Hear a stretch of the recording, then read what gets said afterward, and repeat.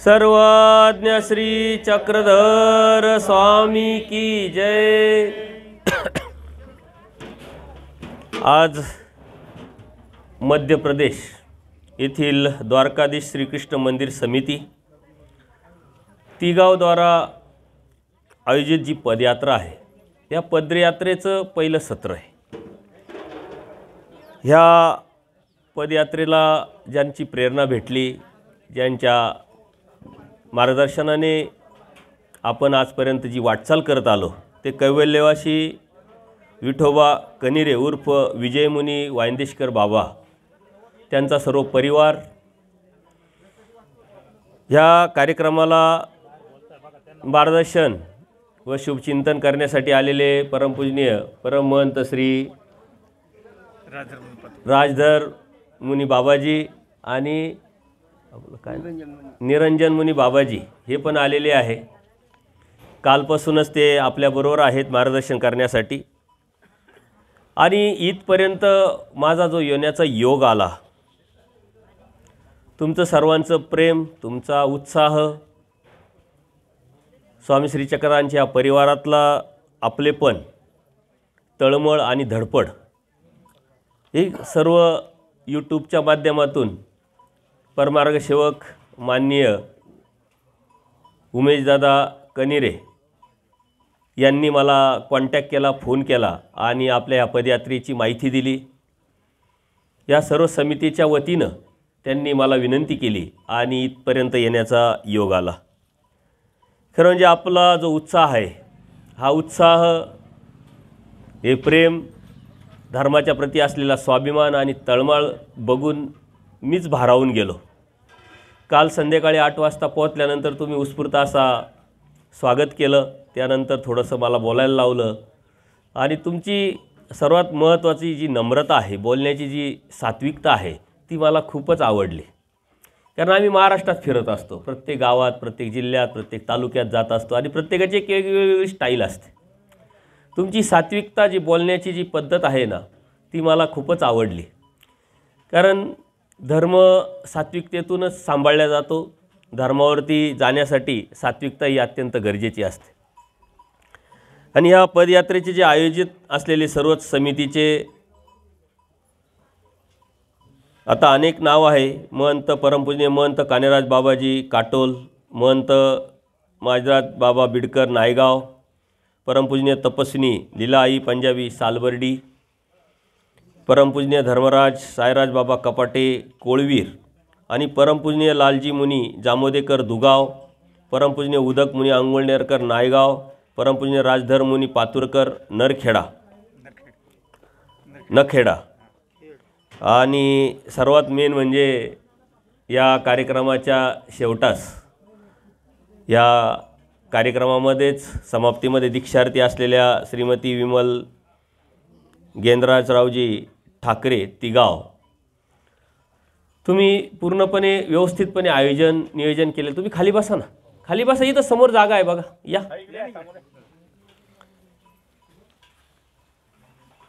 तुमच्या सर्वांच्या तळमळीतून, उत्साहातून हा कार्यक्रम पूर्ण आयोजित केलेला आहे। आणि ह्या कार्यक्रमामध्ये बऱ्याच गोष्टी होणार आहे। आपण करणार नाही, तुम्ही करणार नाही, देव मात्र करून घेणार आहे। संयोग योग साह्य परमेश्वराच्या कृपेनं आणि प्रवृत्तीनं माया करत असते, सामर्थ्याचं कार्य आहे। उद्या काय होणार हे आपल्यालाही माहीत नसतं, पुढच्या क्षणाला काय होणार हे माहीत नसतं। करून घेणारा तो असतो। त्यांनी काय आयोजन केलेलं आहे, काय नियोजन केलेलं आहे, त्या आयोजनानुसार, नियोजनानुसार आपण मात्र चालायचं असतं। आता इथं ह्या कार्यक्रमाचं दुसरं एक वैशिष्ट्य आहे, अनेक जे सद्भक्त आहे त्यांनी उपदेश पण घेतलेला नाही आहे, परंतु ह्या कार्यक्रमामध्ये सहभागी झालेले आहेत, तळमळ करत आहे आणि हा कार्यक्रम यशस्वी करण्यासाठी धडपड पण करत आहे। एक वेगळं वैशिष्ट्य मला जाणवलं। कारण कार्यक्रम म्हटला की एक विशिष्ट समाज, विशिष्ट लोक, विशिष्ट सद्भक्त, मग आपला त्याच्याशी काही संबंध नाही, अशी एक मानसिकता आपली निर्माण झाल्यामुळं अनेक ठिकाणी तसे अनुभव आम्हाला येतात, परंतु ह्या अनुभव इथं तसा नाही आहे। सर्व आपण एक आहोत आणि या एकजुटीनं हा कार्यक्रमाचं आयोजन तुम्ही सर्वांनी तळमळीनं करताय, यासाठी तुमचं प्रथम सर्वांचं मी खूप खूप अभिनंदन करल। आपण धार्मिकता करतो, धर्म सांभाळतो, जोपासतो, एक संस्कार आहे आपल्यावरती, परंपरेने आलेला असतो संस्कार आपण जोपासण्याचा प्रयत्न करत असतो. आणि जीव मुळातच अनादि अविद्ययुक्त असल्यामुळं, अज्ञान असल्यामुळं त्याच्यामध्ये अनंत दोष आहे. जीव स्वार्थी असल्यामुळं दृष्टपर पहिला बघतो आपला फायदा काय. कुठेही जायचं असलेलं तर फायद्याचा विचार करून वाटचाल करत असतो. मग त्याच्यामध्ये धार्मिकता पण आली, धर्म पण आला.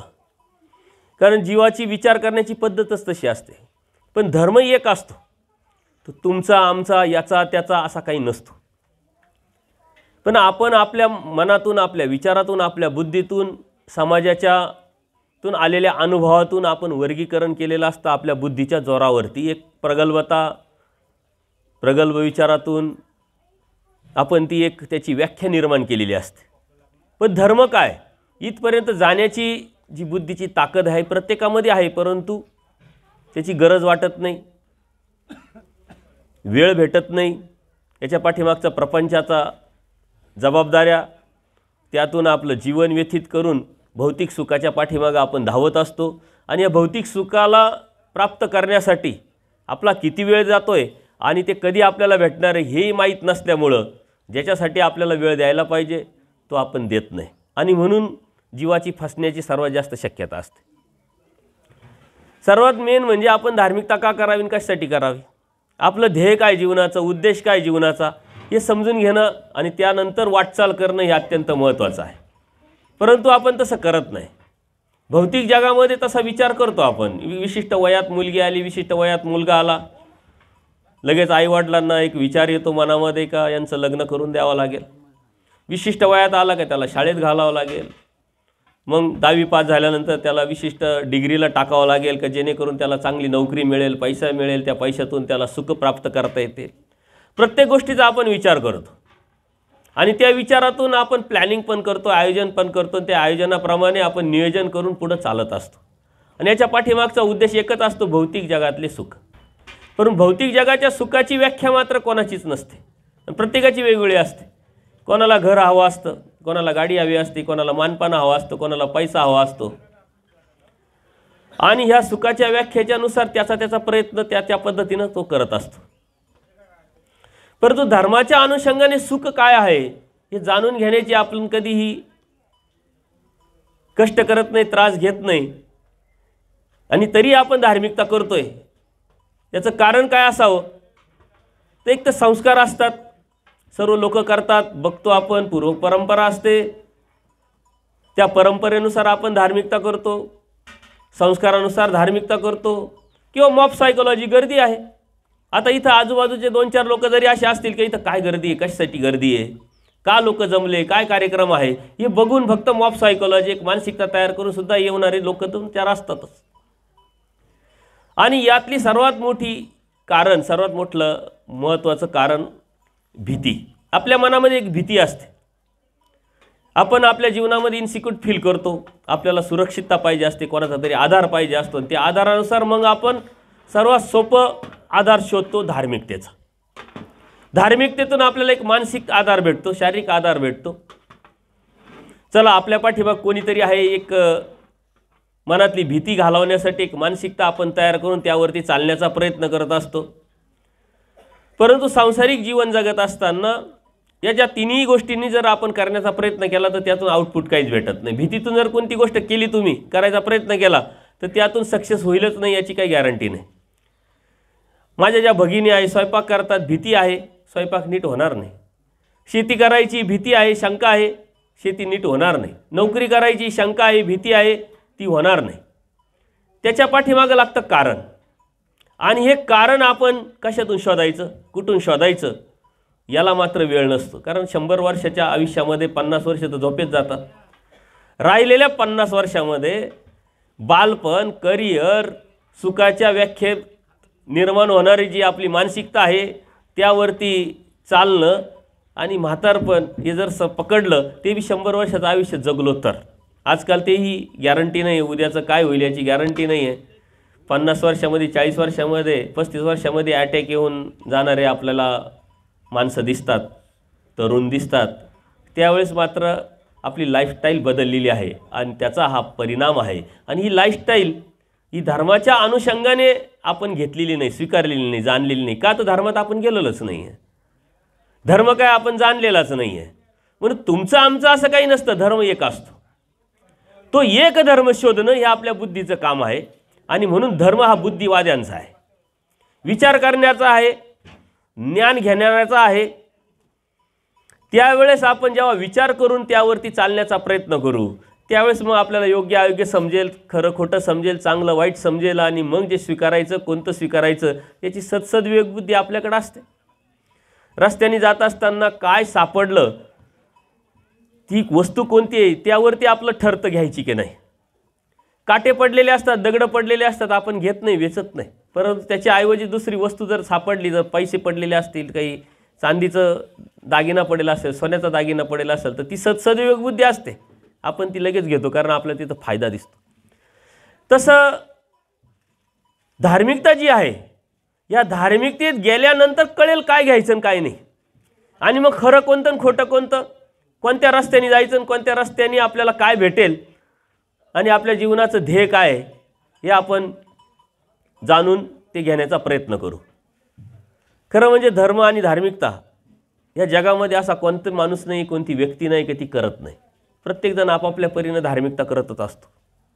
तो ज्या समूहात लहानसा मोठा झाला त्याच्या संस्कारानुसार त्याला त्याची कोणावर तरी कुठंतरी काहीतरी श्रद्धा असते आणि त्या श्रद्धेपोटी तो धार्मिकता करत असतो. आजूबाजूचा समाज तसा असतो, परंपरा तशी असते, मनामध्ये भीती पण तशी असते, सुखाच्या व्याख्येतून प्राप्त करण्याच्या अनुषंगाने अभिलाषा असते, महत्त्वाकांक्षा असते, जिद्द असते आणि म्हणून तो धार्मिकता करतो. परंतु धार्मिकता का करायची मुळात हा पहिला प्रश्न आहे. कशासाठी करायची? आपण नोकरी करतोय, पैसा मिळतोय, सुख प्राप्त करता येतात. शेती करतोय, पैसा मिळतोय, सुख प्राप्त करता येतात.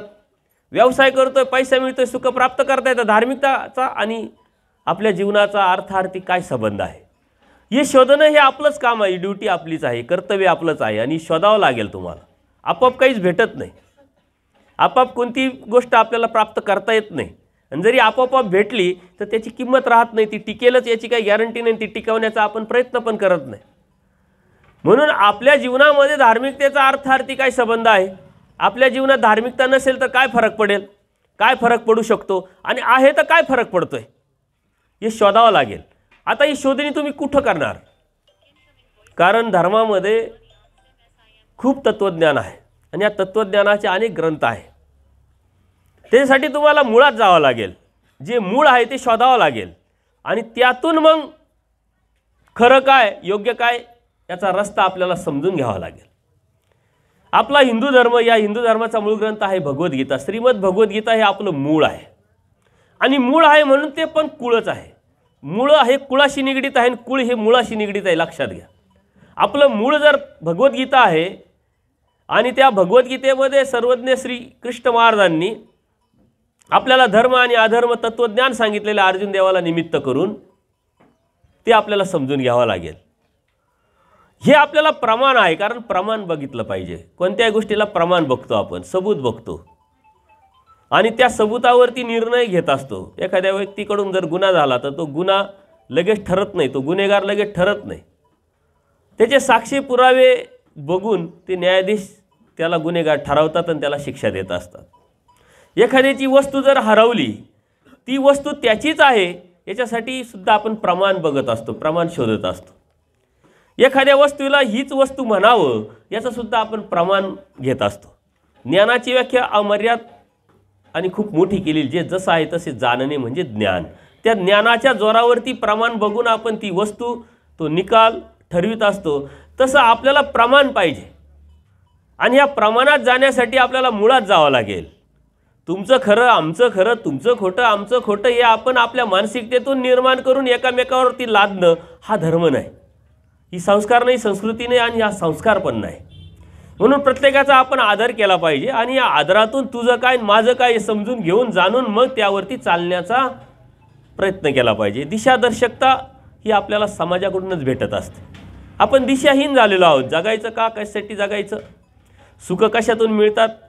कारण जे आज सुखाच्या व्याख्या आहे त्या प्राप्त झाल्यानंतर त्याची जे महत्त्व आहे ते आपोआप निघून जातं. एखादा लहान मुलगा आहे, ते खेळणं साठी तो हट्ट धरतो, रडतो आईवडिलांकडं, आणि तो हट्ट पुरवण्यासाठी आईवडील ते खेळणं आणून देतात. ते खेळण्याबरोबर तो मुलगा किती वेळ खेळतो याचं जर आपण बघितलं तर आपल्या लक्षात येईल 2, 5, 10 मिनटं, अर्धा तास, 1 तास. त्याच्यातलं जे मर्म आहे त्याला कळालं, त्याच्यातली जी उत्सुकता आहे, चिकित्सा आहे त्याला समजली का त्यातलं जे लागलेपण आहे, त्यातलं जे प्रेम आहे त्याचं निघून जातं आणि तो दुसऱ्या खेळण्याकडे लगेच त्याचा मोर्चा वळवत असतो. तसंच आपल्या जीवनाचं आहे. आपण सुखाच्या व्याख्या ज्या ठरवलेल्या आहे, कधीतरी तुम्हाला वाटत होतं चला आपलं घर जर झालं ना तर तरी आपण सुखी झालो, आपलं लग्न झालं तरी सुख झालो, आपलं मुलं झाले, आपल्याला मुलगी झाली, मुलगा झाला तरी सुखी झालो, त्यांचे लग्न झाले तरी सुखी झालो. पण ही शेपूट काही थांबत नाही. कधीतरी तुम्ही घराच्या सुखाची व्याख्या आपण स्वीकारलेली होती, मानलेली होती, त्यासाठी धडपडत होते. आता घर झालं, आता आपण सुखी आहे का? नाही. आपल्याला आता पुढं त्याच्यासमोर गाडी पाहिजे, मग मुलगा मुलगी पाहिजे, त्यांचे लग्न पाहिजे, घरामध्ये मग टी व्ही पाहिजे, घरामध्ये असं पाहिजे तसं पाहिजे, आणि सारं आल्यानंतर समाजात मानपान पाहिजे. सर्व आहे पण कोणी मानतच नाही. मग उपयोग काय आपल्या असण्यास? मग त्याच्यासाठी धडपडतोय. ही धडपड आपल्या आयुष्यभर चालू असते. आणि आयुष्यभर धडपड करूनही आपल्याला सुख प्राप्त होतं का? नाही. आजकाल सुखी कोणीच दिसत नाही. बघा, ज्यांचे लग्न नाही झाले ना तेही सुखी नाही. माझ्याकडे येत राहतात, बाबा आमचं लग्न नाही झालं, आम्हाला आता नोकरी मिळत नाही म्हणून दुःखी आहे. मग नोकरी मिळाली मग लग्न होत नाही, लग्न होत नाही म्हणून दुःखी आहे. कितीतरी लोक लग्न झालेले येतात, मग ती सुखी असतात का? ते म्हणतात काय लग्न झालं, नंतर कळालं.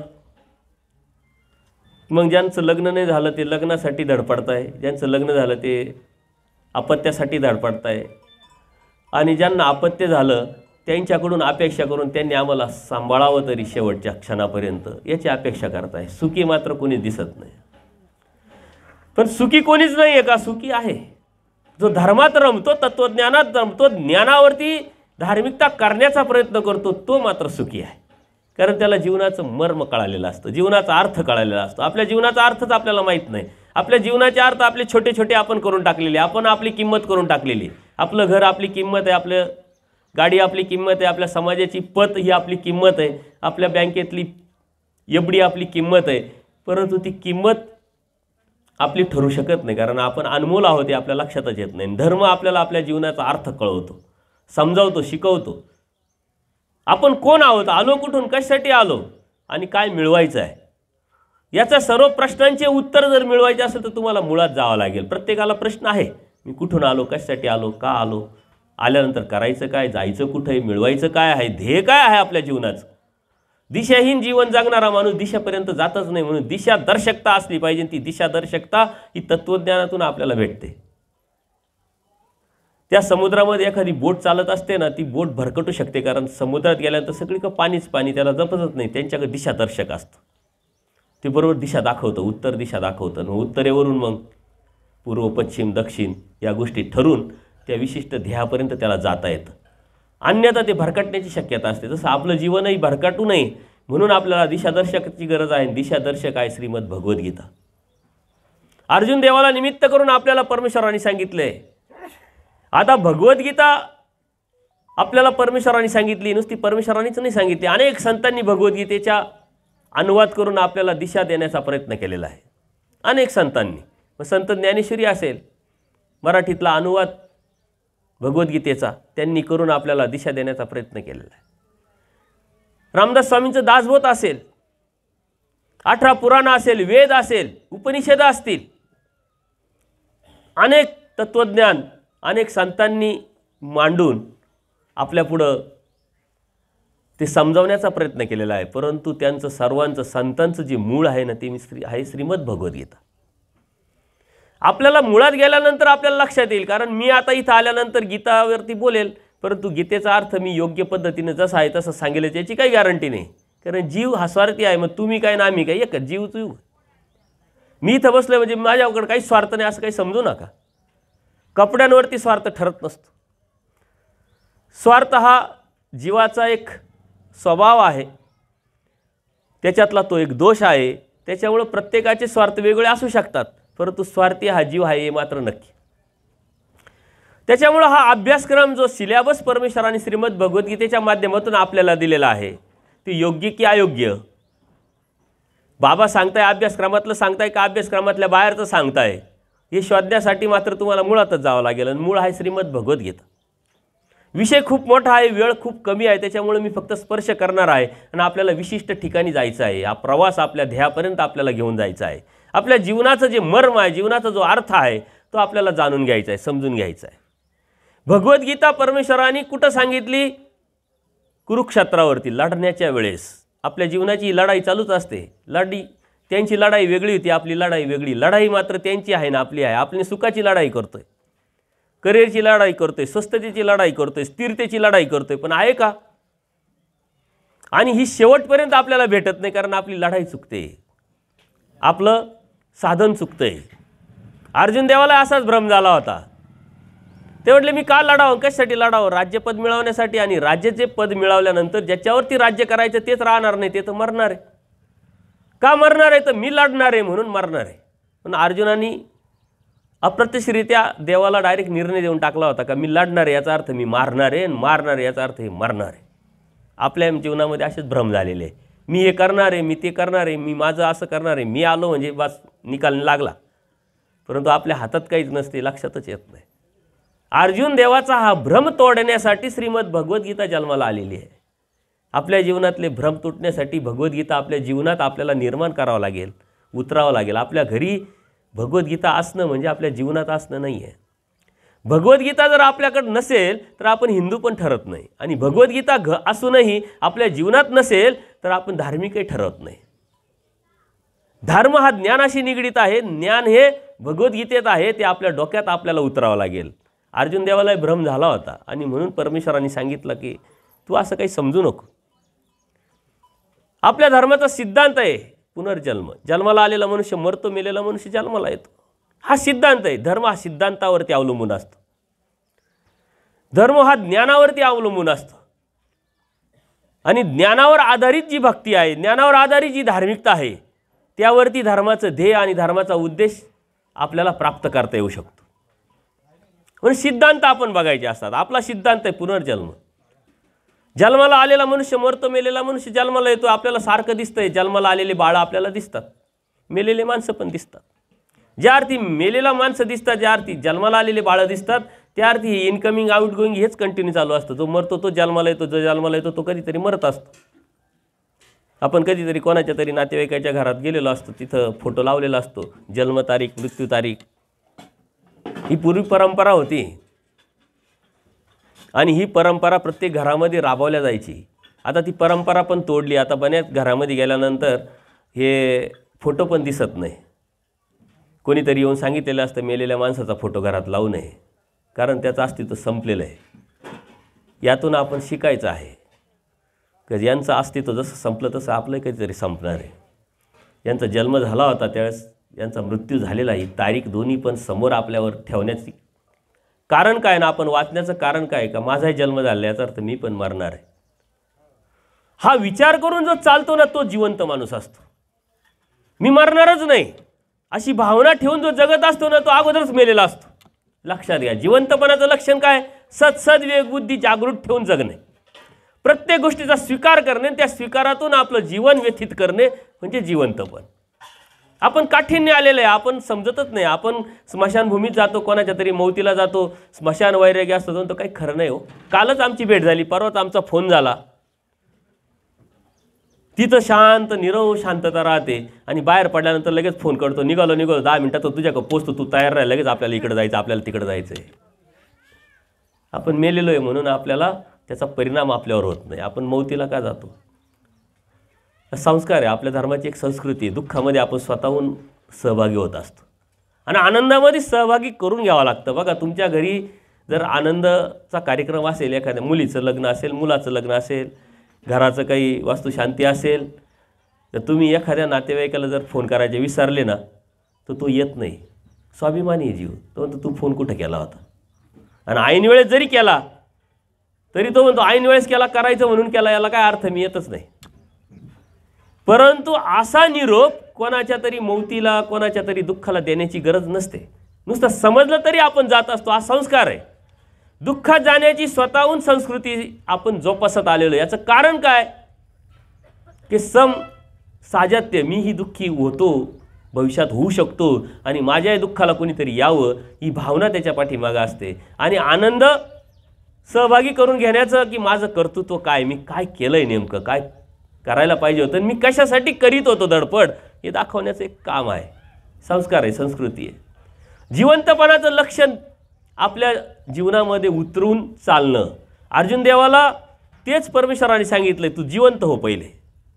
तू अगोदरच तुझे निर्णय घेऊन टाकले, याचा अर्थ तू अगोदरच मेलेला आहे.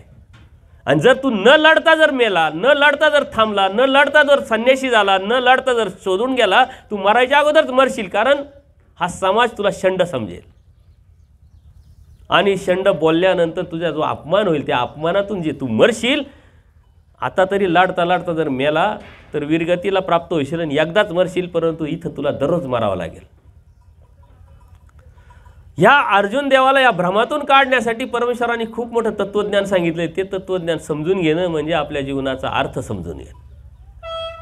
अर्जुन देवाला स्पष्ट सांगितलंय, तुला जन्ममृत्यूचा रोग लागलेला आहे, तू यांना मारायच्या गोष्टी करू नको. या अगोदरच मेलेले आहे म्हणून जन्माला आलेले आहे, आणि आज जन्माला आले याचा अर्थ ते मरणार आहे, मरणार याचा अर्थ तू जन्माला येणार आहे. तसं तू पण ज्या अर्थी आज जन्माला आलेला आहे, जिवंत आहे, माझ्यासमोर दिसतो, त्या अर्थी तू कुठंतरी मेलेला आहे. आणि जन्माला आला तर तू पण कुठेतरी मरणार आहे. हे मरण जन्म मृत्यू हा एक सिद्धांत आहे, याला कोणीच टाळू शकत नाही. मग कोणी किती मोठा माणूस असो, किती श्रीमंत माणूस असो. आज आपण पेपर बघतोय, XYZ एखादी व्यक्ती काय हजारो कोटीची मालमत्ता त्याची पेपरमध्ये लिहून येते, परंतु त्याचं निधन ही बातमी आपल्याला ऐकावं लागते. पैसा त्याला थांबवू शकत नाही, वस्तू त्याला थांबवू शकत नाही, इस्टेट त्याला थांबवू शकत नाही. तो खूप मानापानाचा आहे, त्याला सर्व लोक जाणतात, मानतात, म्हणून तो कोणी थांबवू शकत नाही.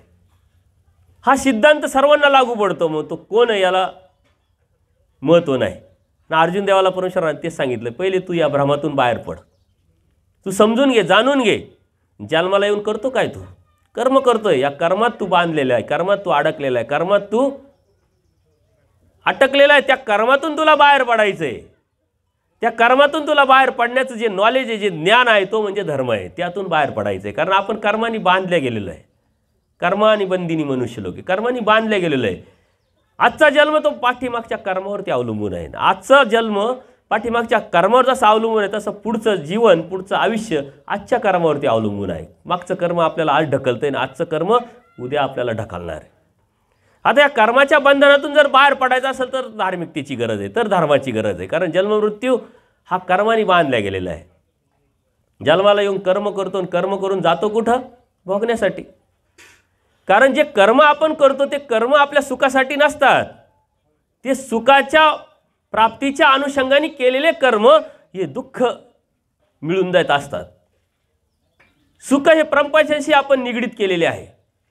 सुख हे प्रपंचातले आपण समजून घेतलेले आहे. भौतिक जगातले जे सुख आहे त्या सुखालाच आपण सुख समजलेलं आहे, म्हणून त्यासाठी प्रयत्न करतो. आणि ते प्रयत्न म्हणजे कर्म, ते मात्र दुःखाला आणि पापाला मूळ आहे. परमेश्वराने हा प्रपंच अस्थिर सांगितला आहे आणि अस्थिर प्रपंचाला आपण स्थिरतेकडे नेण्याचा प्रयत्न करतोय. आणि स्थिरतेकडे नेण्याचा प्रयत्न करत असताना जे आपल्याकडून कर्म घडतात ते पापाला आणि दुःखाला मूळ आहे. मुळात प्रपंच अस्थिर आहे, तो स्थिर होऊ शकत नाही. स्थिरतेकडे नेण्याचा जो प्रयत्न आहे तोही आपला चुकीचा आहे. म्हणून अर्जुन देवाला हेच सांगितलं की तू यातून तुला बाहेर पडायचं असेल तर एकच कारण आहे, एकच उद्देश आहे, एकच उपाय आहे, एकच ध्येय आहे, ते म्हणजे भक्ती. या भक्तीतून तू बाहेर पडू शकतो. भक्ती केल्याशिवाय तुला यातून बाहेर पडताच येणार नाही. या भ्रमातून तुला बाहेर पडता येणार नाही. करणारा मी आहे हे तुझ्या लक्षात येण्यासाठी तुला तुझ्या जीवनाचं मर्म समजून घ्यावं लागेल. आपण काही करू शकत नाही हे समजण्यासाठी, या भ्रमातून बाहेर पडण्यासाठी तुम्हाला अभ्यासाची, ज्ञानाची गरज आहे, धर्माची गरज आहे. आणि म्हणून अर्जुन देवाला परमेश्वराने स्वतःची पहिली ओळख सांगितली. मी कोण आहे, मी काय करतो, कशासाठी हे सारा उपद्व्याप करतो. हे तत्त्वज्ञान जेव्हा समजून घेतल्यानंतर आपल्या लक्षात येतं की आपण काहीच करत नाही. केलं तर परमेश्वराने, मग आपण का क्रेडिट घेतोय, आपण का माझं माझं म्हणतोय. मला हे काम प्राप्त करण्याची इच्छा होते. परमेश्वर म्हणतात माझा जो आनंद आहे हा देण्याची प्रवृत्ती मला कधीतरी निर्माण झाली. मी शोधणी करून प्रपंचाकडे बघितलं, प्रपंच जड आहे, देवता नित्यबद्ध आहे आणि हा जीव अनादि आयुष्ययुक्त जरी असला तरी आनंद घेण्याला पात्र आहे, कारण तो सर्वाधिकारी आहे. आणि म्हणून या जीवाला केंद्रस्थानी ठेवून परमेश्वराने ह्या सृष्टीची रचना केली.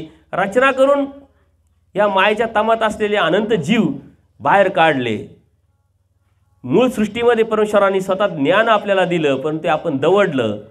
आणि त्या दवडल्यानंतरही परमेश्वराचा प्रयत्न मात्र सातत्यपूर्ण राहिला, का परमेश्वर दयाळू माळू कृपाळू आहे. हे राट घडियाच्या दृष्टांतातून परमेश्वराने सुंदरपणे आपल्याला सांगितलेलं आहे. सारखं चालू आहे, जन्ममृत्यू जन्ममृत्यू. येतो, कर्म जोडायचं, भोगायला जायचं, परत भोगलं संपलं की परत कर्मात यायचं, परत जोडायचं, परत जायचं. हे सारखं चालू आहे. थांबवायचं असेल तर भक्ती करायची. भक्ती मग करायची कोणत्याही भक्तीतून ते प्राप्त होईल का? कॉलेजला गेलो आणि ॲडमिशन घ्यायचं आहे, आपण शिपायाला म्हटलं आम्हाला ॲडमिशन घ्यायचं आहे, द्या सही आणि द्या ॲडमिशन, नाही घेता येणार. एखादा विशिष्ट दाखला आपल्याला ग्रामपंचायतीतून पाहिजे असेल तर ग्रामपंचायतीच्या शिपायाकडून नाही आपल्याला घेता येणार, सरपंचाकडे जावं लागेल, ग्रामसेवकाकडे जावं लागेल. तुमच्या गावातले रस्ते तुम्हाला बनवायचे असेल तर तुम्हाला आमदाराकडे जावं लागेल, आमदार निधी मिळवावा लागेल. सभामंडप मिळवायचा असेल तर तुम्हाला खासदाराकडे जावं लागेल.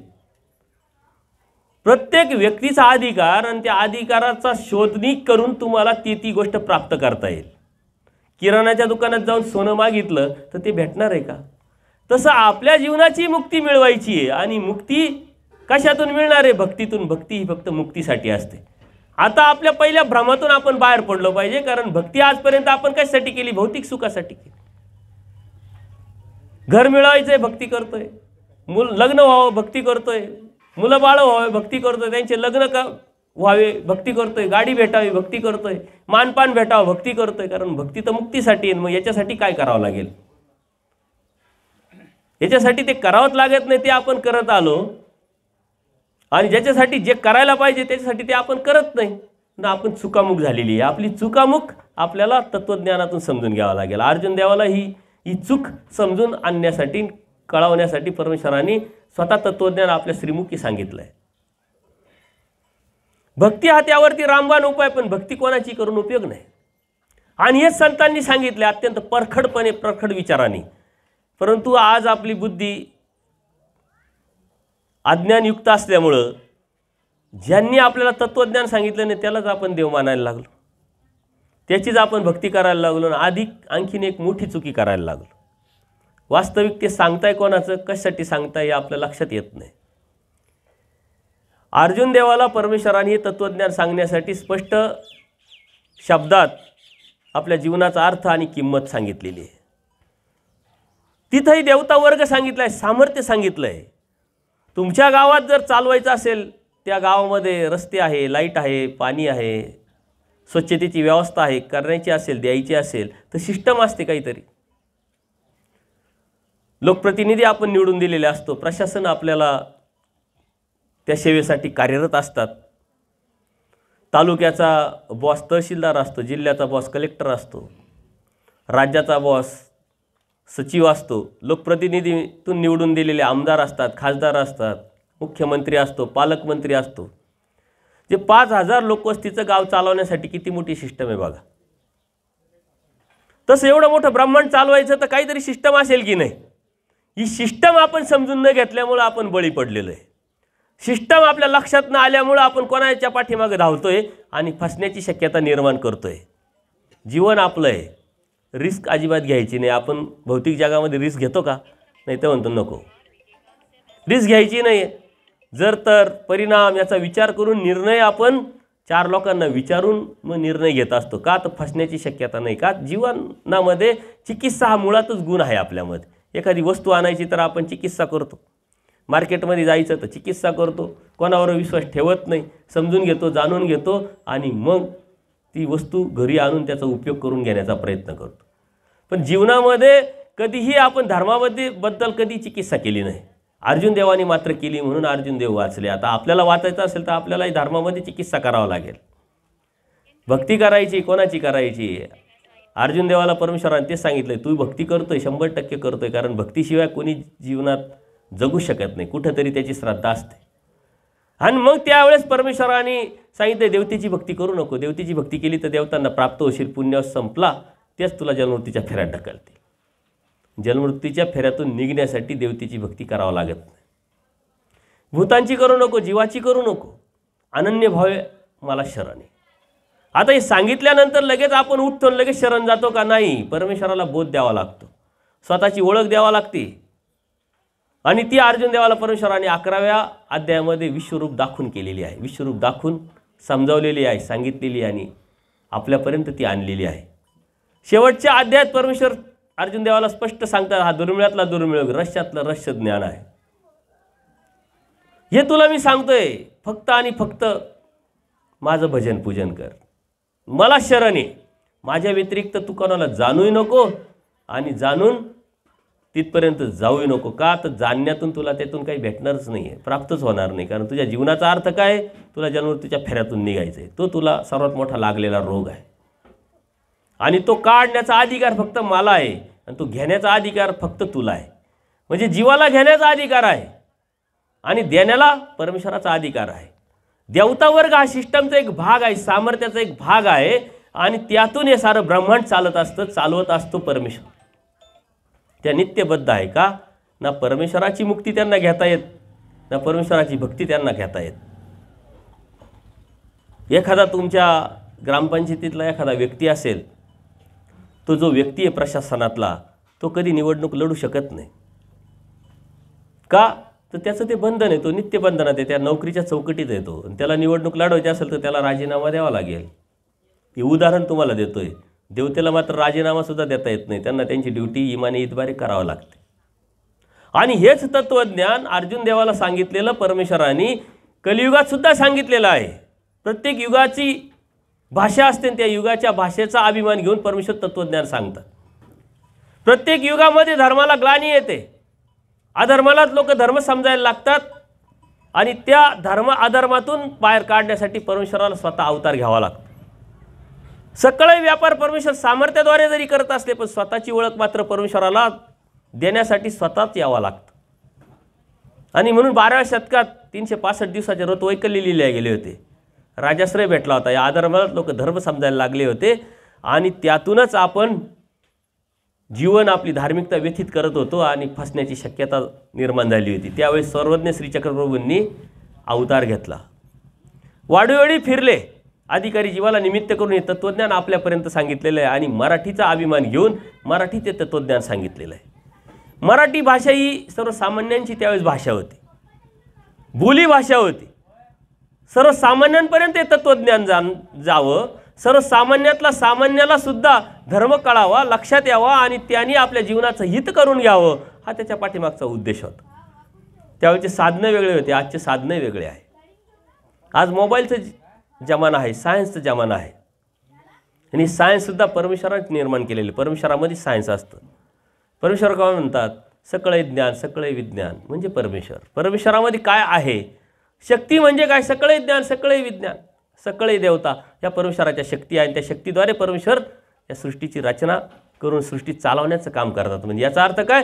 विज्ञानाद्वारे सुद्धा परमेश्वर सृष्टी चालवतात. आज तुमच्यापर्यंत येण्याचं विज्ञानाचा आधार आपण घेतलेला आहे.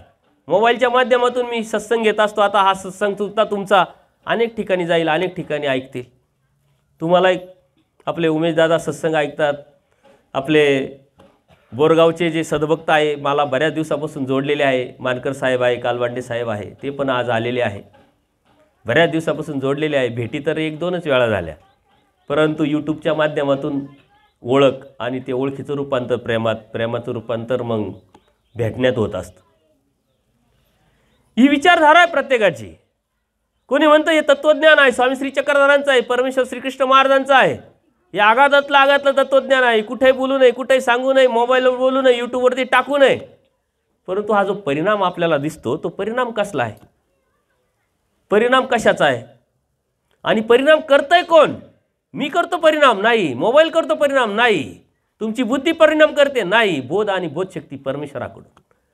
परमेश्वर जाणीजे. जोपर्यंत परमेश्वराकडून परमेश्वर जाणवल्या जात नाही, समजावल्या जात नाही, लक्षात आणून दिल्या जात नाही, तोपर्यंत परमेश्वर समजत नाही.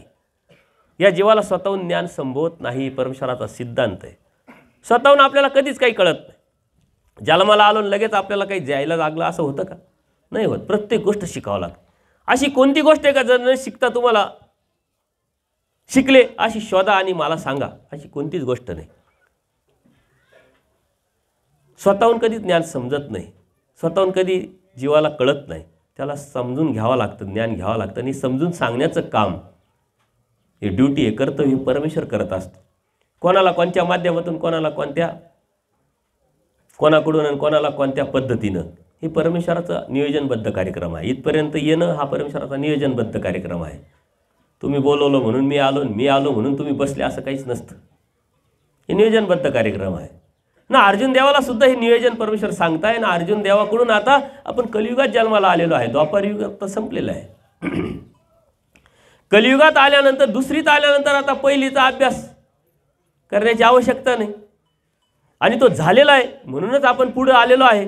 भगवद्गीतेतून आपण बाहेर पडून आता आपल्याला लीळाचरित्रात सूत्रपाठात जावं लागेल. स्वामी श्री चक्रधरांच्या अवतार कार्याकडे जावं लागेल. अवतारातून दिलेल्या ज्ञानाकडे जावं लागेल. म्हणून परमेश्वर सांगता जन्ममृत्यूचा रोग लागलेला आहे. याच्यातून आता सुंदर असे त्यांनी दृष्टांत सांगितल्या. दृष्टांतातून आपल्याला समजावण्याचा प्रयत्न केलेला आहे. ज्यावेळेस स्वामी श्री चक्रधर या महाराष्ट्रामध्ये भ्रमण करत होते, त्यावेळेस समाज व्यवस्था कशी होती त्यानुसार त्या समाजाला समजावण्यासाठी त्या भाषेचा वापर, त्या दृष्टांताचा वापर स्वामी श्री चक्रधरांनी अत्यंत सुंदरपणे केलेला आहे.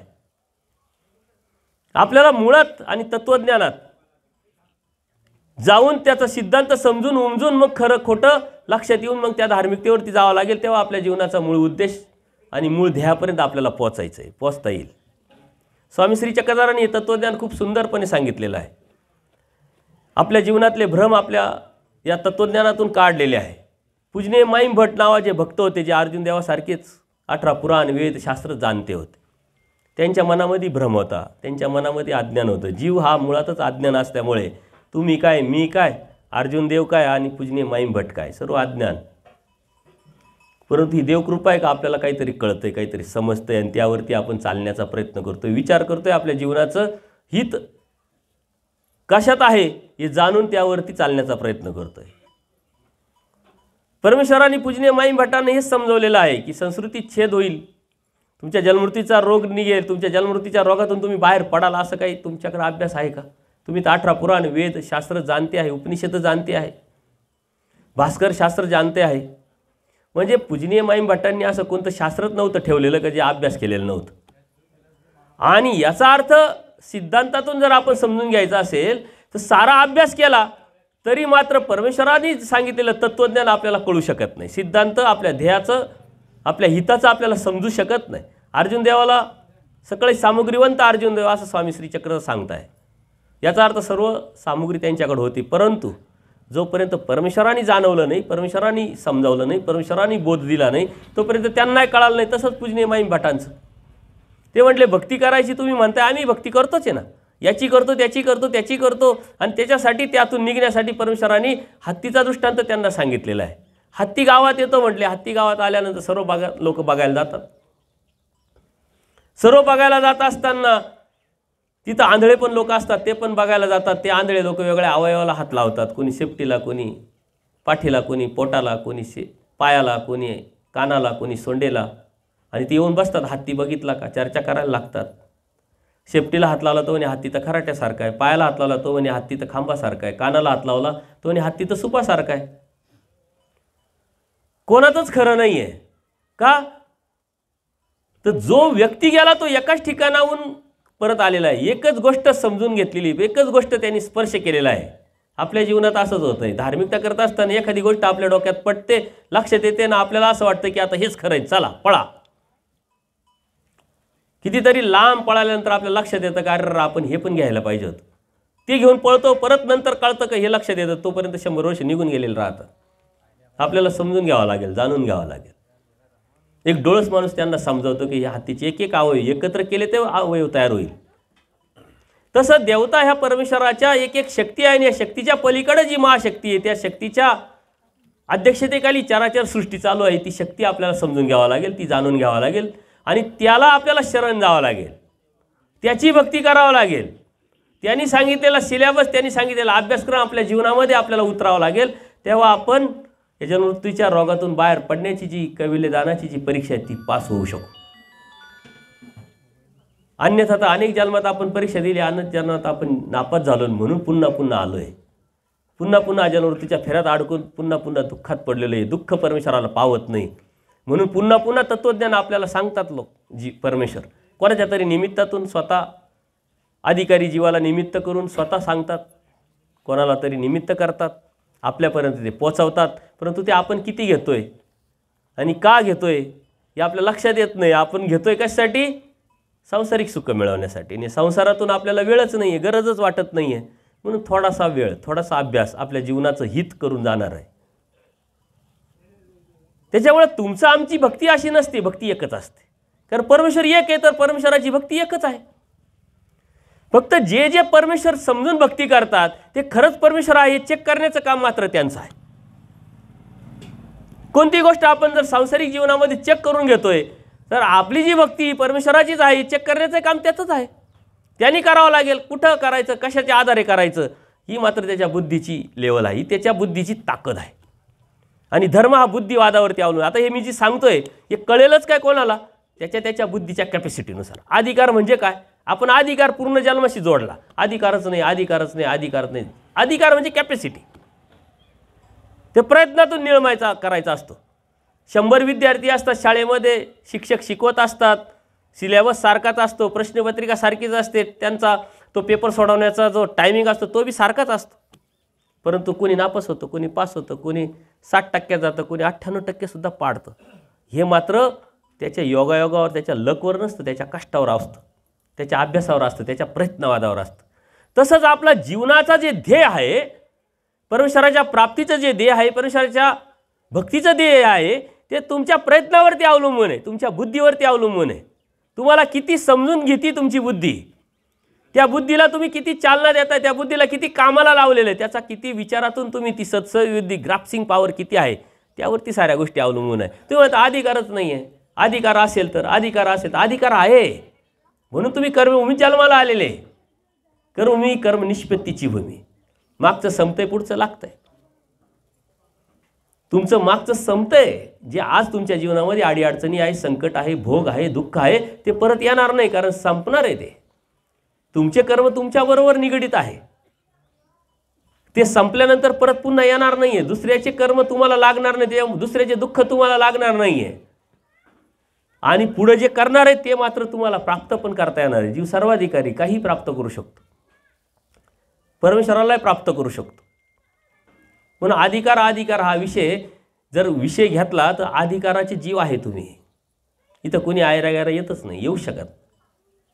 कर्मभूमीत जन्माला आले, महाराष्ट्रात जन्माला आले, या महाराष्ट्राच्या जवळ तुम्ही जन्माला आले. आणि तुमचं अधिक भाग्य तर तुम्ही मध्य प्रदेशमध्ये राहूनसुद्धा धर्मतत्वज्ञान सांभाळताय, संस्कार सांभाळताय, स्वीकारताय आणि त्यावरती अत्यंत उत्साहाने, अभिमानाने, स्वाभिमानाने धर्म सांभाळताय. हे तुमचं वेगळं पण आहे, वैशिष्ट्य पण आहे.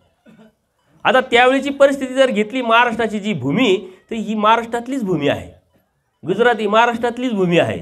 नंतरच्या काळामध्ये 1 मे 1960 भाषावर प्रांत पडले, त्याच्यानुसार या सीमा ठरल्या गेल्या.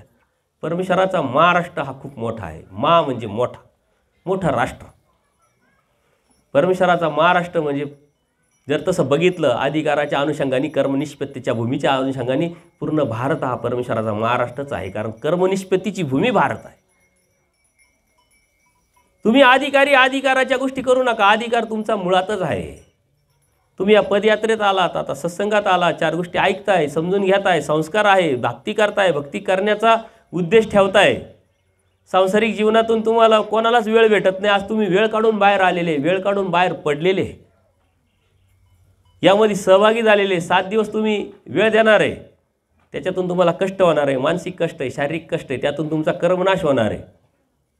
आणि त्या कर्मनाशातूनच तुमचं जी शुद्धता आहे जीवाची ती प्राप्त करून परमेश्वरापर्यंत तुम्ही जाणार आहे. पूजनीय माईम भट, महादाईसा नावाचे जे भक्त होते त्यांना परमेश्वर स्वामी श्री चक्रधरांनी हेच समजावले. नेमकं पूजनीय माईम भटांना हेच समजावलं आहे की जीवाला स्वतःहून ज्ञान संभवत नाही. त्यांनी तर कर्माचा सिद्धांत सांगितला आहे. कर्माचा कोणता सिद्धांत? धार्मिकता हे कर्म करण्याचा एक सिद्धांत आपल्या समाजामध्ये रूढ आहे. काय करायचं? सकाळी उठायचं, देवपूजा करायची, संध्याकाळी देवपूजा करायची, कधीतरी स्थानावर जायचं, हे कर्म करतोय धर्माच्या अनुषंगाने, यातून आपल्याला देव भेटेल का? देव मिळवायचा तर कशातून मिळवायचा आहे हे आपल्याला लक्षात घ्यावं लागेल.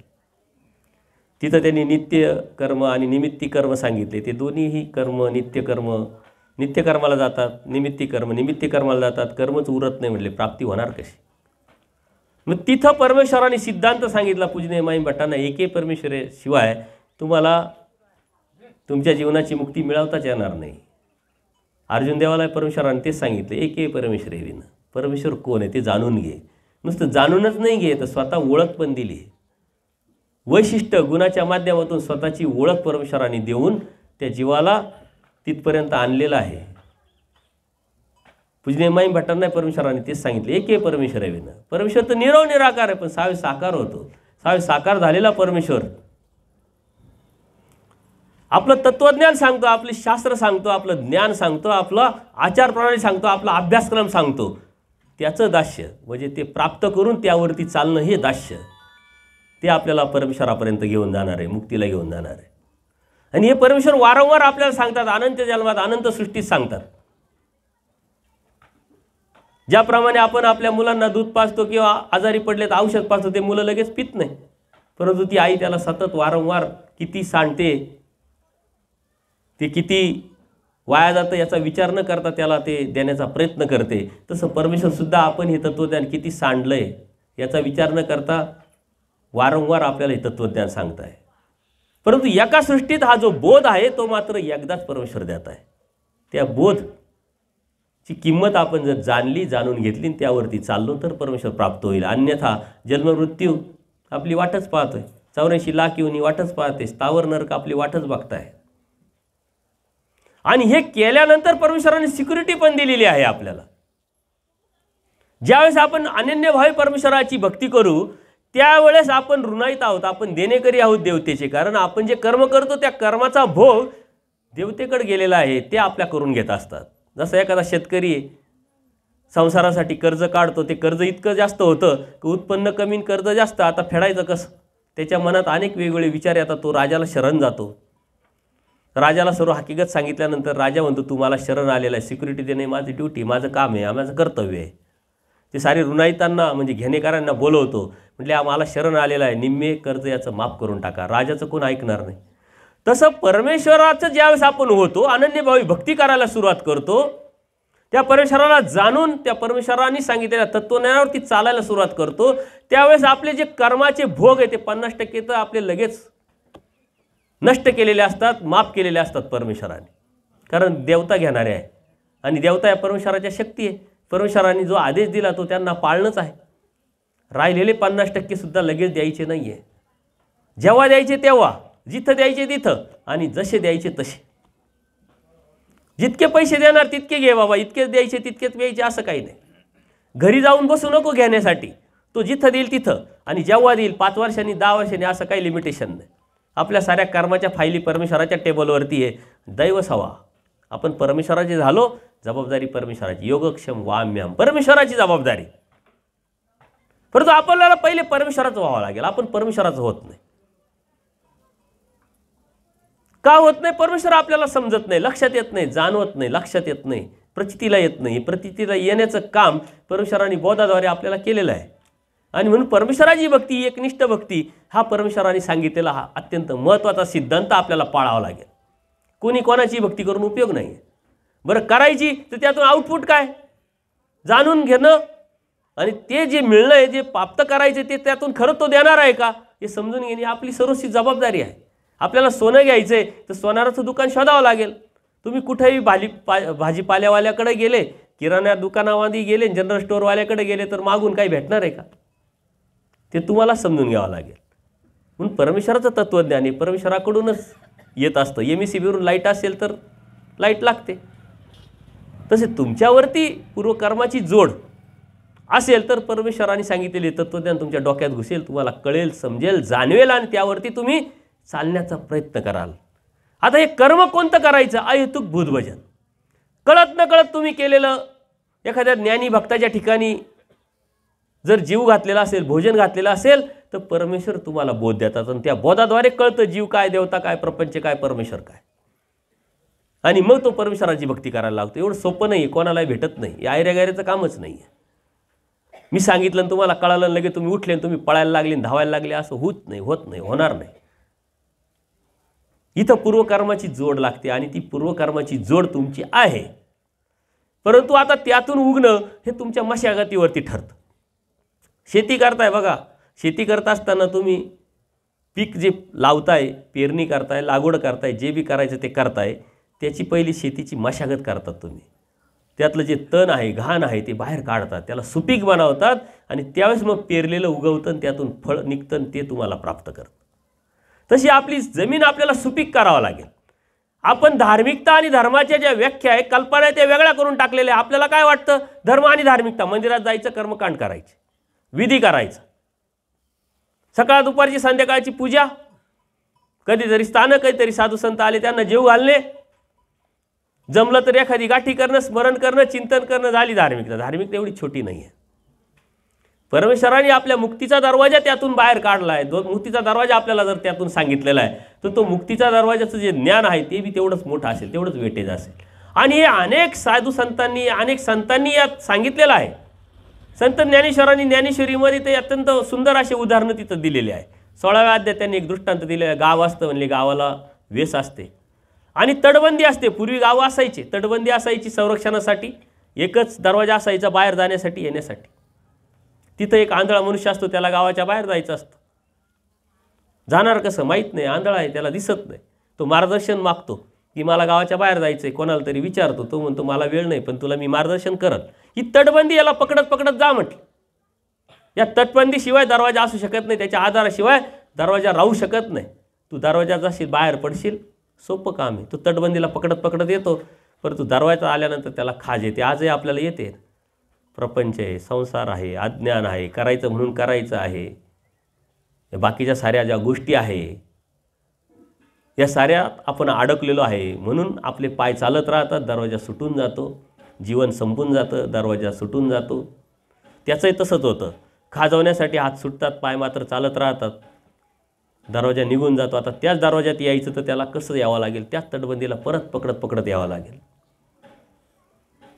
ही तटबंदी म्हणजे 84 लाख योनी आहे आणि मानव जन्म हा मुक्तीचा दरवाजा आहे. तुम्ही या दरवाजात उभे आहे. आता काय खाजवायचं आणि कशावरती कंट्रोल करायचं हे मात्र सर्वस्वी तुमच्या बुद्धीवरती अवलंबून आहे. हे समजावण्यासाठी संतांनी भरपूर दाखले दिलेले आहे. सोमवारी इकडं, मंगळवारी तिकडं, बुधवारी तिकडं, शनिवारी तिकडं, चतुर्थी आली तिकडं, हा सण आला इकडं, सण आला तिकडं. संत ज्ञानेश्वर म्हणतात भक्त एकच आहे, परंतु अनेक ठिकाणी तो वाटल्या गेलेला आहे. अनेक ठिकाणी तो वाटला नाही, तो वाटल्या गेलेला आहे. गावाच्या बाहेर असलेली बेश्या पण असते, म्हणजे मंगळसूत्र असतं, कुंकू असतं, ती कोणाची माहीतच नाही तिला. ती पतिव्रता ठरू शकत नाही. तशी म्हटले एकनिष्ठ भक्ती कर, अनन्य भक्ती कर, परमेश्वराची भक्ती कर. हे कोण सांगते? संत ज्ञानेश्वर सांगताय. जोपर्यंत तुमच्या खिशात पैसे आहे तोपर्यंत त्या वेश्येच्या घरी जायला तुम्हाला मुभा आहे. पैसे संपले, इस्टेट संपली का त्याच्या दरवाजातही तुम्हाला जाता येत नाही. तसं तुमच्या जीवनातला पुण्य संपला का त्या देवतेचं थोडंही सुख तुम्हाला प्राप्त होऊ शकत नाही. तीच देवता तुम्हाला जन्ममृत्यूच्या फेऱ्यात नरकात ढकलून देते. हे सांगतंय कोण? संत ज्ञानेश्वर सांगताय. भगवद्गीतेचे दाखले देऊन सांगताय. भगवद्गीतेचा मराठी अनुवाद करून सांगताय. संस्कृतमधली भाषा सर्वसामान्यांना कळणार नाही, समजणार नाही, म्हणून संत ज्ञानेश्वरांनी त्याचा मराठी अनुवाद केला आणि तो मराठी अनुवाद आपल्यापर्यंत आणला. परंतु तरी आपण समजू शकलो नाही. दासबोधात जा तेच आहे. तेवता तर वैरिणी म्हटले का? कारण त्या तुमचं हित जाणत नाही, हित मानत नाही आणि हिताच्या अनुषंगाने विचार करून तुम्हाला मुक्तीला नेऊ शकत नाही, म्हणून त्या तुमच्या वैरिणी आहे. संतांनी अनेक दाखले दिलेले, परंतु आपण संतांच्या सांगण्याकडे लक्ष न देता आपण संताकडे आकर्षित होऊन गेलो, म्हणून परमेश्वरापासून दूर राहिलो. आपण जातीत अडकलो म्हणून धर्मापासून दूर राहिलो. आपल्या ध्येयापासून दिशाहीन झालो म्हणून आपलं ध्येय आपल्याला प्राप्त करता येत नाही. म्हणून कोण काय सांगतं आणि कशासाठी सांगतं हे समजून घेऊन मग ते आपल्या जीवनामध्ये उतरवलं तर आपल्याला परमेश्वरापर्यंत जाता येईल. आपल्या भक्तीचा उद्देश काय आहे? मुक्ती. आणि मुक्ती कशातून मिळणार आहे? भक्तीतून. भक्ती ज्ञानाशी निगडीत आहे. ज्ञान हे बुद्धीशी निगडीत आहे, बुद्धी ही विचाराशी निगडीत आहे, हे लक्षात घ्या. आणि आपण त्यावरती लक्ष देत नाही, लक्ष केंद्रितच करत नाही. म्हणून भगवद्गीतेमध्ये जाऊन आपल्या जीवनाचा अर्थ, आपल्या जीवनाचं ध्येय समजून घेणं, जाणून घेणं आणि त्यावरती चालणं म्हणजे भक्ती करणं. आणि हे करत असताना परमेश्वराने स्पष्ट आणि पारदर्शकपणे आपल्याला सरळ सुपर हायवे सांगितलेला आहे. घेणारा तू आहे, देणारा मी आहे. तुला मी कसा देणार आहे आणि तू कसा घेणार आहे, फक्त अनन्य भक्तीत. आता याच्या व्यतिरिक्त परमेश्वराने काही सिद्धांत नाही सांगितले. मला जाण, मला शरण ये आणि माझीच भक्ती कर. याच्या व्यतिरिक्त तू काही जाणू नको. याच्या व्यतिरिक्त काही जाणण्यासारखं आहे पण नाही म्हटले काही. आता परमेश्वराला जाणलंय, परमेश्वराला आपण शरण गेलेलं, परमेश्वराची भक्ती करतोय. आता आपल्याला बाकीच्या कुबड्या घेण्याची गरज आहे का? मग अमावस्या पौर्णिमा पाळायची गरज आहे, शुभाशुभ पाळायची गरज आहे, ज्योतिषशास्त्र पाळायची गरज आहे, अंधश्रद्धा पाळायची गरज आहे, गळ्यात ताईट टाकायची गरज आहे काय? कोणते कर्मकांड करायची गरज आहे? कर्मकांड तर हे देवतेची भक्ती आहे, कर्मकांड ही देवतेची धार्मिकता आहे. आपण त्याच्या पलीकडे आता गेलोय. परमेश्वराची भक्ती करत असताना याचा आपल्यावर परिणामच होत नाही, परंतु आपण आज परमेश्वराची भक्ती करत असताना सुद्धा याचा आधार घेतो. याचा अर्थ आपण मिश्र भक्ती करतो. मिश्र भक्ती परमेश्वराच्या तत्त्वज्ञानाला मान्यता नाही, परमेश्वराच्या ब्रह्मविद्याशास्त्राला मान्य नाही, परमेश्वराच्या सिद्धांताला मान्य नाही. म्हणून समजून उमजून घ्यायचं आहे. थोडी करायची, व्यवस्थित करायची. का करायची असे प्रश्न निर्माण करायचे, ते जाणून घेऊन मग करायची. नाही तर तुम्हाला काय कोणी जबरदस्ती केलेलं नाही, कंपल्शन नाही, हे करावंच लागेल. तुमच्या बुद्धीच्या लेवलवरती तुम्ही तुमच्या सांसारिक सुख मिळवायचा प्रयत्न करतात. तुम्हाला शेजारचा म्हणत नाही का केलं आणि कशाला आणलं, ही गाडी का आणली तुम्ही, ही गाडीपेक्षा ती गाडी पाहिजे होती, ती गाडीपेक्षा ती गाडी पाहिजे होती. तुम्हाला पटलं, तुम्हाला समजलं, तुमच्या लक्षात आलं माझी कॅपॅसिटी कोणती, अशाच गाडीची, माझी आवड आहे ह्याच गाडीची, ती घेऊन आले. दुसऱ्याचा काही निर्णयामध्ये काही प्रश्न आला का? नाही. तसंच धार्मिकतेच्या बाबतीत आहे. धर्म काय आहे? धर्म हे आपल्या आत्मकल्याणाचं एक साधन आहे. धर्म आपलं जीवन सुंदर करण्याचं एक पर्याय आहे. आपण धार्मिकता हा कर्मकांडाकडे घेऊन गेलो, विधीकडे घेऊन गेलो, म्हणून आपल्या जीवनामध्ये अडचणी निर्माण झालेल्या आहे. तुम्ही जगतात कसे, उठतात कसे, बसतात कसे, बोलतात कसे, चालतात कसे, राहतात कोणाच्या बरोबर, संगत तुमची काय आहे, हे धर्म शिकवत असतो, ही धार्मिकता शिकवत असते. म्हणजे थोडक्यात तुमची लाईफस्टाईल ही धर्माशी निगडीत आहे आणि धर्म ही आपल्या जीवनाच्या लाईफस्टाईलशी निगडीत आहे. आपली लाईफस्टाईल चुकली आहे म्हणून जीवनामध्ये दुःखच दुःख आहे. आपण कधी उठावं हे आपल्याला माहीत नाही, कधी झोपावं हे आपल्याला माहीत नाही, काय खावं हे आपल्याला माहीत नाही, कोणाबरोबर जावं हे आपल्याला माहीत नाही. आपल्याला सेन्स नाही आणि सेन्स धर्म शिकवत असतो. म्हणून धर्म आपलं जीवन सुंदर करण्याची एक पर्याय आहे, जीवन सुंदर करण्याची एक रीत आहे. ही जर आपण समजून घेतलं तर परमार्ग तुमचं जीवन किंगा, परमार्ग तुमचं जीवन आहे. सतत ते आपल्याबरोबर असलं पाहिजे आणि सतत आपल्याला त्याला आपल्याबरोबर ठेवायचं, तर आपल्याला त्याची जाणीव असली पाहिजे. ते ध्येय आपलं पक्का असलं पाहिजे. काही करा तुम्ही, परंतु ध्येय आपल्या नजरेसमोरून गेलं नाही पाहिजे. एखादा मुलगा आहे, कॉलेजला जातो आहे, त्याचं कॉलेज आहे सकाळी 7 ते 12, दुपारी वेळच वेळ असतो. त्याचं ध्येय काय? आता त्या कॉलेजची डिग्री मिळवणं. मग कोणी इंजिनियर आहे, कोणी डॉक्टर्स आहे, कोणी M.Tech आहे, कोणी B.Tech आहे, जे बी अनेक गोष्टी आहेत. त्याचं टार्गेट आता त्या डिग्रीशी निगडीत आहे. पण तू वेळ भेटतोय त्याला, मग तो काय म्हणतोय, वेळ भेटतोय त्याचा काहीतरी सदुपयोग लावा लागेल आणि तो सदुपयोग मग तो इतर कोर्सेस करण्याचा प्रयत्न करतोय. MSc IT कॉम्प्युटरचं करा, टॅली करा, हे करा, ते करा. आता कॉलेजचे मुलं मुली त्यांच्या लक्षात आलं असेल, कोणी शिवण क्लास करतं, कोणी ड्रायव्हिंग क्लास करतं, कोणी काय करतं, कोणी काय करतं. ध्येय मात्र डिग्रीशी निगडीत आहे. हे काय आहे? वेळेचा सदुपयोग करण्याशी निगडीत आहे. आपल्या जीवनाचं ध्येय परमेश्वराच्या प्राप्तीशी निगडीत आहे. हे बाकीचं जे आहे हे आपल्या सुखाशी निगडीत आहे. आपली चुकामुक झालेली आहे. आपलं ध्येय सुखाशी निगडीत झालं आणि आपला प्रयत्न हा परमेश्वराच्या प्राप्ती करूनता नसून सांसारिक सुखाच्या अनुषंगाने झाल्यामुळं आपली भक्ती ही दृष्टपर झाली आणि ही दृष्टपर भक्ती देवतेचीच भक्ती असते. अज्ञानाशी माया संबंध. आता अज्ञानाशी माया संबंध म्हटल्यानंतर अज्ञानवाचक आपण परमेश्वराच्या भक्तीत जरी असलो, दैवराटीत जरी असलो, श्रीकृष्ण महाराजांची एकनिष्ठ भक्ती जरी करत असली, तर ती फक्त बाह्य अंगाने करताय. तुम्ही अंतरांगाने काय करताय? देवतेची भक्ती करताय. कर्मकांड शुभ अशुभ पाळताय तुम्ही, सर्व काही मिश्र भक्ती करताय. धर्माच्या नावाखाली बाकीच्या अंधश्रद्धा जोपासताय. याचा अर्थ फक्त बाह्य अंगाने तुम्ही महानुभव आहात, बाह्य अंगाने परमेश्वराचे भक्त आहोत, पण अंतरांग आपलं कुठं चिटकलेलं आहे, कुठं अटकलेलं आहे, यावरती परमेश्वराची भक्ती ठरत असते. पण तुम्ही भाग्यवान आहात की परमेश्वराच्या भक्तीपर्यंत तुम्ही आलात, तुम्हाला बोध आहे. आता इथं अनेक लोक आहे का जे बिगर उपदेशी आहे. त्यांनी विचार करावा, भक्ती का करतोय मी, कशासाठी करतोय, काय प्राप्त करायचं आहे, आणि नंतर प्रश्न निर्माण करा कोणाची करतोय. ज्यांची करतोय ते तरी मुक्त आहे का अजून. जे नित्य मुक्त आहे ते आपल्याला मुक्तीला नेणार आहे. जे अगोदरच बंधन आहे ते आपल्याला काय मुक्तीला नेतील. देवता तर नित्यबद्ध आहे. जीव तर जीवाकडून काहीच होऊ शकत नाही. मर स्वच्छ जीवा म्हणजे जीवामध्ये काही नाहीच आहे. आपलं डोकं दुखायला लागलं तरी आपलं डोकं असून आपल्याला थांबवता येतं का. आपल्याला त्यालासुद्धा थांबवायचं तर दुसऱ्याचा आधार घ्यावा लागतो, डॉक्टरकडे जावं लागतं, गोळ्या औषधं घ्यावं लागतं. आपलं काहीच नाही आहे, पण आपण आपलं म्हणून एक मानसिकता आपली निर्माण केलेली आहे. आपला तो फक्त देव आहे आणि देवाचा फक्त आपण आहोत. तर देवाचं टार्गेट आहे तुम्हाला मुक्तीला नेणं. तुमच्यासाठी केंद्रस्थानी ठेवून सृष्टीची निर्मिती करून स्वतः अवतार घेतला. सिद्धांत आहे परमेश्वराने सांगितलेले. या सृष्टीमध्ये परमेश्वर अवतरते, मनुष्य वेशधारी होती, सिद्धांत आहे. या सृष्टीमध्ये परमेश्वर अवतरतात, नुसते अवतरत नाही तर मनुष्य वेशधारी होतात. म्हणून आपल्यासाठी परमेश्वराने अवतार घेतल्यानंतर हे जीवधर्म देहधर्म स्वीकारले आहे आणि या स्वीकारून आपल्याला तत्त्वज्ञान सांगितले, स्वतःची ओळख सांगितलेली, आलोकतेतून ज्ञानातून आपल्याला बोध दिलेला आहे. त्या बोधाच्या माध्यमातून तरी आपण समजून घेतलं पाहिजे. म्हणजे लोक धार्मिकता करतात, कोणाची करतात याचं पहिले स्पष्टीकरण क्लिअर करून घ्या. तुम्ही यदा कदाचित आज ठरवलं कोणती धार्मिकता नाही करायची, चला काही फरक नाही पडत, तरी तुमच्या जीवनात काहीच फरक नाही पडणार. कारण निरुश्वरवादी जगात असे काही लोक आहे की ते भक्ती करत नाही, पण तरी काय ते जगत नाही, काय ते जगतात.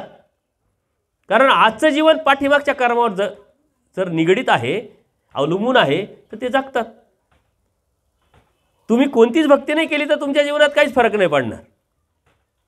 परंतु कोणती करायची हे जर नाही ठरवता जर केली तर नक्की तुमच्या जीवनामध्ये परिणाम होईल, फरक पडेल. तुम्ही समजून उमजून घ्या, जाणून घ्या. धर्मात ज्ञानाशी निगडीत ज्ञानमोचक सांगितलंय परमेश्वराने. ते ज्ञान जीवदेवता प्रपंच आणि परमेश्वराचं या चार पदार्थाचं, या चार खांबांवरती धर्म उभा आहे. जे जसं आहे तसं जाणणं म्हणजे ज्ञान. आणि हे जाणून जीवानी जीवातून निघणं, जीवानी देवतेतून निघणं, जीवानी प्रपंचातून निघणं आणि मग परमेश्वराला अनन्यभावे शरण जाणं ही भक्ती आहे. आपण आपल्यातून निघतो का. आपण आपलं म्हणून सारं जीवन व्यथित करतो. आपण आपल्यातून निघतच नाही. म्हणजे पहिल्याच परीक्षेत आपण नापास होतो. या चार परीक्षा आहे, जीव देवता आणि प्रपंच. आणि परमेश्वराच्या खावणीला उतरलं पाहिजे. परमेश्वराच्या अभ्यासक्रमात त्या सिलेबसमध्ये आपण पेपर व्यवस्थित दिला पाहिजे, पास झालो पाहिजे. जीवाला प्रथम परमेश्वराने जीव सांगितला का, तर जीवाला पहिलं तो समजला पाहिजे. आपल्याला आपणच समजत नाही. आपल्या तत्त्वज्ञानातून परमेश्वराने जीव हा पदार्थ अत्यंत सुंदरपणे उलगडलेला आहे, सुंदरपणे सांगितलेला आहे. आणि आपण तर समजून घेत नाही. तोपर्यंत आपण समजत नाही, तोपर्यंत आपण आपल्यातून बाहेर पण पडत नाही. बाहेर जरी पडलो तर अटकतो कुठं, देवतेच्या पेपरमध्ये. कारण कर्मकांड, विधी, अंधश्रद्धा सारे देवतेचे आहे, सामर्थ्य सारे देवतेचे आहे. आणि तिथून बाहेर पडणं एवढं सोपं नाही. पण तिथून जर बाहेर पडलो तर पुढं सर्वात मोठा प्रपंच आहेच आवासून. त्यातून बाहेर पडणं तर सोपंच नाही आहे. परंतु तरीही परमेश्वराने अवतार घेऊन सोप्यातलं सोपं करून आपल्याला सांगितलेलं आहे. अर्जुन देवाला तोच सिद्धांत सांगितला आहे, मला जाणण्याव्यतिरिक्त तू काही जाणूच नको. आपल्याला फक्त परमेश्वराला जाणायचं आहे आणि जाणून परमेश्वराला अनन्य भावे शरण जायचं आहे, भक्ती करायची. भक्ती करत असताना कोणते कर्मकांड, अंधश्रद्धा, विधी करायच्या नाही. इतकं सोपं आणि सरळ सांगितलेलं धर्म आपण अवघडात घेऊन गेलो. कर्मकांडात, विधीत, अंधश्रद्धेत घेऊन गेलो. असंच प्रश्न आपल्याला निर्माण होत नाही. प्रत्येक गोष्टीला प्रश्न निर्माण झाले पाहिजे. महादायसांनी प्रश्न निर्माण केले म्हणून धर्म आपल्यापर्यंत आला. अर्जुन देवानी प्रश्न निर्माण केला म्हणून गीता आपल्यापर्यंत आली. आपल्या जीवनामध्ये प्रश्न निर्माण जर कराल तर धर्म तुमच्यापर्यंत पोहोचल. आणि धर्म तुमच्यापर्यंत पोहोचला याचा अर्थ परमेश्वर तुमच्यापर्यंत पोहोचला. तुमच्या घरामध्ये देवपूजा आहे, परंतु देव आहे का याचं चिंतन करा. देव हा ज्ञानाशी निगडीत आहे, देव हा त्यागाशी निगडीत आहे, देव हा आचरणाशी निगडीत आहे. आणि जर ते नसेल तर देव नाही. मग देव नाही आहे, मग आहे काय, फक्त देवपूजा आहे. आणि ते तर आपण सकाळ संध्याकाळ करतोच आहे. त्यातून देव भेटेल का, ते एक साधन आहे. आता बघा, आम्ही एका गाडीनं इथपर्यंत आलो, उमेश्वर दादांनी आम्हाला गाडीत घेऊन आलो. आता आपण स्वस्त चित्ताने बसलो. आपण विचार करतोय का आता गाडीला विसरलो आपण. ते साधन आहे. किती डोक्यात ठेवायचं, कधी विसरायचं, कुठं त्याला महत्त्व द्यायचं, कोणत्या वेळेस महत्त्व देऊन ते चालवायचं, हे त्याला कळतं, तो परमेश्वरापर्यंत पोहोचेल. अन्यथा इथंही बसले तरी तेच, तिथंही बसले तरी तेच, कुठे गेले तरी तेच. ध्येयपर्यंत आपण पोचू शकत. धर्म हे आपल्या जीवनाला आकार देणारं एक साधन आहे, जीवनाला सुंदरता आणणारं एक साधन आहे. धर्म आपल्या आत्मकल्याणाचं एक साधन आहे, आत्महिताचं एक साधन आहे, जन्ममृत्यूच्या फेऱ्यातून काढणारं एक साधन आहे. हे जेव्हा तुम्ही समजून घ्याल तेव्हा त्यावरती चालण्यासाठी प्रयत्न करा. ते चालणं म्हणजे धार्मिकता. ती धार्मिकता म्हणजे ज्ञान. आज आपण अंधारात चालतोय, उजेडात चाला, ज्ञानाने चाला. अंधारात चालून काही उपयोग नाही. कधीतरी तुमचे पायाला ठेच लागणार आहे, तुम्ही पडणार आहे, आणि ते पडल्यानंतर तुम्ही धर्मावरून जाणार आहे. कारण धर्म सहजासहजी कोणाला भेटत नाही. तुम्हाला सांगितलं ते आयऱ्यागाऱ्याचं काम नाही, ते कोणाला भेटत नाही. ती पेरणी तशा पद्धतीनं कळत नकळत केलेल्या क्रियेचं फळ परमेश्वराने तुम्हाला दिलेलं आहे. ते तुम्ही समजून घ्या. कोणाच्या मनात काही प्रश्न असेल तर तुम्ही ह्याच टॉपिकवरती विचारू शकता. आता 7 दिवस मी तुमच्याबरोबर आहे. तुमची ऐकण्याची इच्छा जरी नसली तरी मी मात्र सांगणार आहे. लक्षात घ्या, ती माझी ड्युटी, माझं कर्तव्य आहे. तुमची मजबुरी असेल, माझी मजबुरी नाही आहे. मी सेवा करण्यासाठी आलेलो आहे. त्याच्यामुळं प्रत्येक जिथं जिथं सत्संग असेल तिथं सहभागी करण्याचा प्रयत्न करा. वेळात वेळ काढून जे पूर्ण वेळ देतात तर त्यांचं तर अभिनंदनच आहे. ज्यांना वेळेअभावी जमत नाही, पण जिथं जमेल तिथं या. कारण तुमच्यासमोर या आयोजकांनी खूप धडपड केली. यांनी हे ठाकरे कुटुंब आहे, परत आपले उमेश दादा आहे, यांनी महिन्याभरापासून याचं आयोजन केलेलं आहे.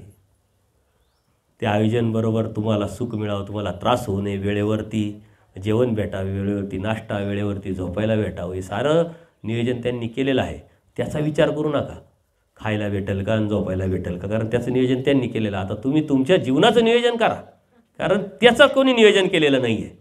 ज्याचं नियोजन केलेलं नाही ना त्याचं नियोजन करा. ज्याचं नियोजन झालेलं त्याचा विचार करू नका. आपलं तेच होते, ज्याचं नियोजन झालं त्याचा विचार करायचा, ज्याचं नियोजनच झालेलं नाही त्याचा विचारही नाही करायचा. म्हणून आपल्या जीवनामध्ये अडचणी आहे, अडथळे आहे, प्रॉब्लेम्स आहे. तर 7 दिवस आपण बरोबरच आहोत. जेव्हा जेव्हा जमेल तेव्हा आपण संवाद करून. माझा सत्संग असा आहे की झाल्यानंतर मी तुम्हाला वेळ देत असतो तुमच्या प्रश्नांना उत्तर देण्यासाठी. माझ्या कुवतीनुसार, माझ्या योग्यतेनुसार, माझ्या अवस्थेनुसार, माझ्या ज्ञानानुसार तो नक्की देण्याचा मी प्रयत्न करेल. तुम्ही काही प्रश्न विचारू शकता, देता आले तर देईन, अन्यथा सॉरी म्हणेल. छडीची शाळा थोडी आणि माझा अपमान थोडी होणार आहे. आलं का लक्षात? अर्जुन देव काही ज्ञानी होते काय? आचार्य काही ज्ञानी होते का? आचार्यांना परमेश्वराच्या श्रीमुखी ज्ञान भेटलं. अहोरात्र निरूपण केलं तरी देव गेल्यानंतर त्यांना 12 संधी होते. मग आचार्यांची माझी काय? त्यांच्या पायाजवळ उभी राहायची तरी लायकी आहे? त्यांच्या पायाची बी धूळ मी नाही आहे. त्याच्यामुळे मी का असं समजावं की मी प्रत्येकाचं उत्तर देईन? त्यामुळे मी याबद्दलच करुपूल करतो ते. तर तुम्ही भाग्यवान आहात, तुम्ही इथं आलात, आपण बरोबर राहणार आहे, तर प्रश्न विचारू शकता. सर्वज्ञ श्री चक्रधर स्वामी की दंडवत हो.